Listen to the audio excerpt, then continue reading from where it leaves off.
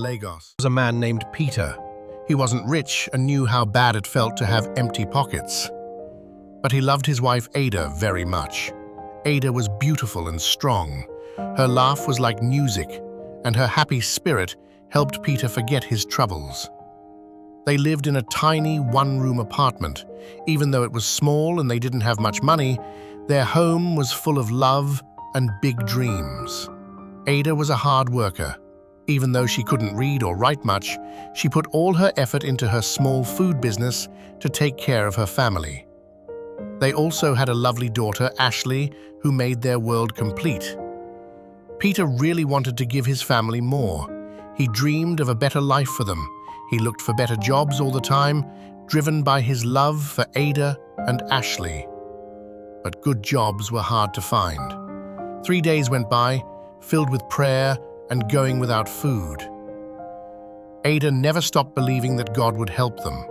Their money worries felt super heavy, but her faith stayed strong.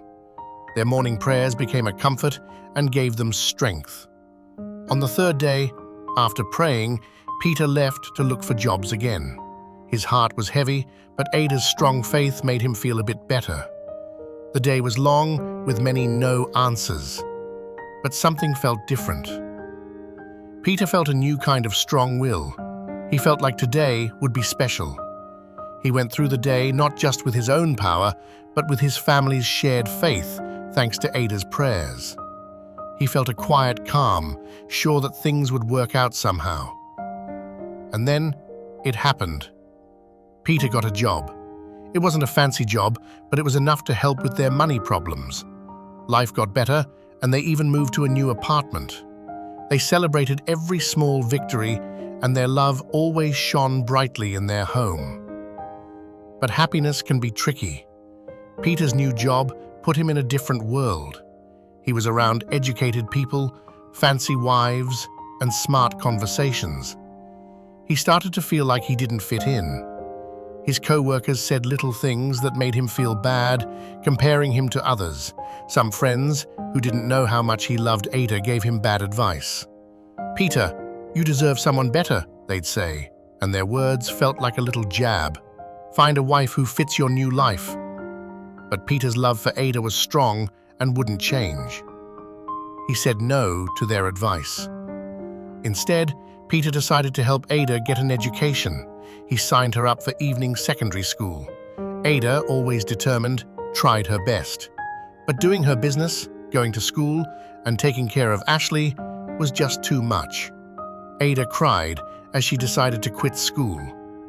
Her dreams had to wait, so her family could be okay. Peter was sad, but he understood. Their money troubles still pressed down on them. His pay was better, but things kept getting more expensive. His lack of education stopped him from getting a promotion. The future felt shaky. Dinner that night was very quiet. Ashley ate her food slowly, which was unusual. Peter noticed and gently asked what was wrong. Ashley quietly said her teacher sent her home because her school fees hadn't been paid. Peter felt like he'd been punched. He looked at Ada, who looked very worried, and knew they had another problem to face. He told Ashley he would fix it, but everyone knew they were almost out of money. The pressure grew, making Peter feel more and more worried inside their peaceful home. Turned to Peter, a warm smile on his face. "Peter," he said proudly, "let me introduce you to my wife and her stepsister Susan. Peter is an important part of our marketing team now." Peter gave Chioma a quick, professional handshake, but when he turned to Susan, everything changed. The party noise seemed to fade away. Time seemed to slow down. His hand reached out slowly, not in a quick greeting, but gently. Her eyes met his, and in that moment among the lights, their fingers touched. It was a soft, lasting touch. It wasn't just a handshake, it was a silent question, a quiet invitation, a spark that felt like it would set his whole life on fire. Susan was smart and beautiful. She was a teacher, but her small pay meant she always struggled to live in the big city. She sent money to her parents, who were farmers, giving up her own dreams, like going to university more, to help them. Evenings were spent arguing prices in busy markets and grading papers late at night. She was tired, but determined. She was connected to Johnson's powerful family, but it was a complex situation, a secret agreement that could fall apart at any time. The morning after the party, a new chance came for Peter's family. Johnson trusted Peter's marketing skills and gave him a big new project: to get printing deals with at least 3 top schools in Lagos for school badges, calendars, and banners. The special part? This important job would be done at Susan's school. Johnson, always thinking ahead, explained why. Susan was well-liked and respected at her school, which was a good thing. Peter, he thought, needed that kind of connection. For Peter, this wasn't just a job, it was a way to survive. If he did well, he'd get a big bonus, enough to pay Ashley's overdue school fees and take away that heavy worry. He worked super hard, driven by his love and desperation, with Susan's quiet and smart help by his side. The project was a huge success. That afternoon, Johnson called Peter and Susan to a meeting. His voice was full of happiness as he shared the good news. He let them leave early, telling them to celebrate their good work. They went to a club for a celebratory drink. Bottles of whiskey clinked, and soon their feelings became open and free. Peter and Susan, high on success and alcohol, found themselves sharing secret feelings, drawn to each other by a connection they had both tried to ignore. Then, in a wild moment, a rough, long, tight kiss changed everything. Meanwhile, Ada, at their quiet home, grew more and more worried. She tried calling Peter many times, but his phone was off. 1 o'clock turned to 2, then 3 in the morning. Sleep finally found her, but it was a restless sleep on the small living room couch, shadowed by a bad feeling. At 7 in the morning, Peter woke up in a hotel room next to Susan. The weight of what he had done crashed down on him, heavier than any poverty he had ever known. He was so disappointed in himself, it felt like sharp pain. He stumbled into the bathroom, staring at his face in the mirror. Hot tears mixed with the cold water as he splashed his face. He paid the bill quickly, his mind screaming one thing: Ada. He ran, desperate to get back to the woman he had carelessly hurt. Peter became extra loving and caring.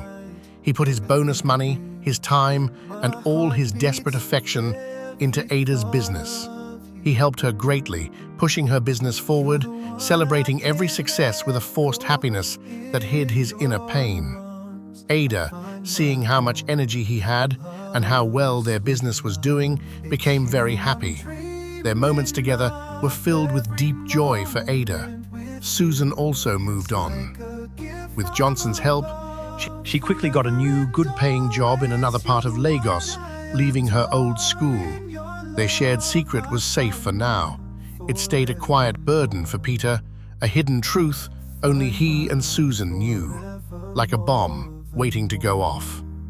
Then, one evening, after a truly successful day for Ada's business, Peter was sitting on the couch. Ada was lying on the same couch with her head on his thigh, enjoying a movie. A single drop of Peter's tears landed on Ada's face. She looked up and saw him quickly trying to dry his tears away. Ada, confused, gently asked what was wrong. Peter, trembling, pulled her closer, his voice thick with unshed tears. He looked into her eyes, pleading, "Ada, promise me you won't leave me, no matter what." Ada felt the huge weight in his words, the deep pain in his heart. She slowly, softly nodded. "No matter what, Peter," she whispered, her voice like a soft balm.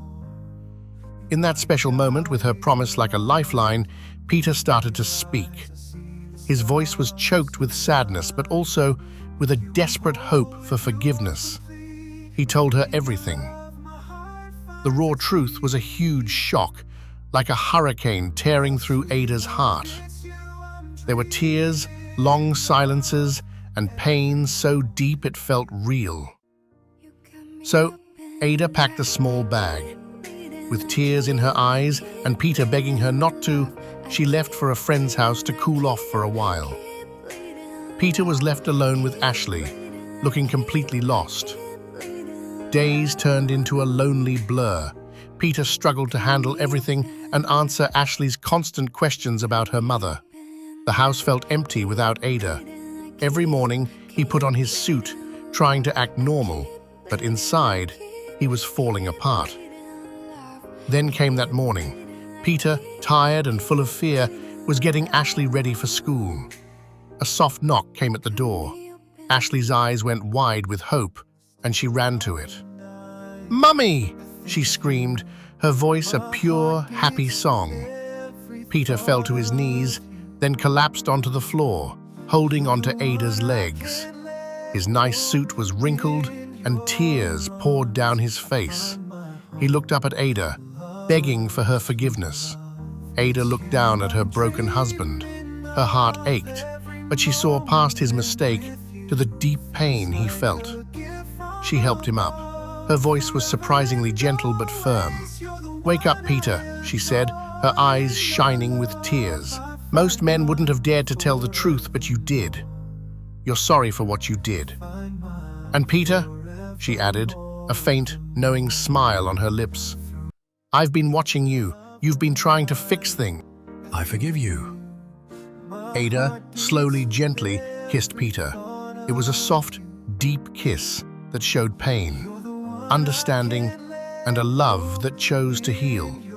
They held each other. The heavy weight of the past lifted, and their future suddenly seemed bright with a peace they had fought hard for. In that moment, safe in their parents' arms, Ashley's innocent voice spoke up, full of a child's wonder. "Mummy," she asked, "what was Daddy sorry for?" They looked at Ashley, their smiles growing wide, as they said, "Shut up!" Find my forevermore.